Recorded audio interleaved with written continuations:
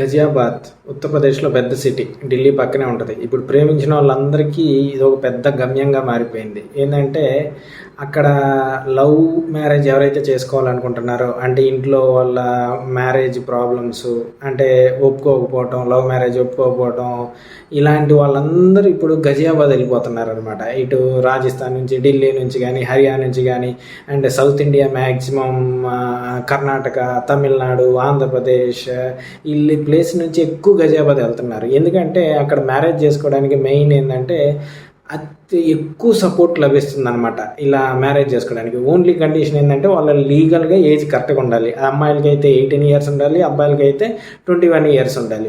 So అతి తక్కువ కాస్ట్లో కూడా మ్యారేజ్ చేసేస్తున్నారు. తక్కువ కాస్ట్ ఎంత అంటే ఆల్మోస్ట్ ఒక 1000 రూపాయల నుంచి 10,000 రూపాయల్లో మ్యారేజ్ చేసేస్తున్నారు అనమాట. అది కాక లీగల్ సపోర్ట్ పోలీసెస్ నుంచి కానీ, లేదంటే కోర్టు నుంచి కానీ, ఈ లీగల్ సపోర్ట్ కూడా బాగా ఎక్కువగా ఉంటుంది ఆ ఏరియా. అంతేకాకుండా NGO support and lawyer support, so వీళ్ళ నుంచి కూడా ఎక్కువగా వస్తుందన్నమాట.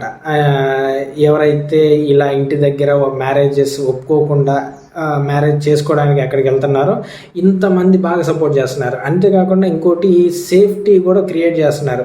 సో వాళ్ళకి ఓన్లీ కండిషన్ వాళ్ళ లీగల్ ఏజ్ దాటితే, అబ్బాయికి వచ్చేసి 21, అమ్మాయికి వచ్చేసి 18 years దాటితే అక్కడ ఉండే లోకల్ పీపుల్ కూడా బాగా సపోర్ట్ చేస్తున్నారు అనమాట.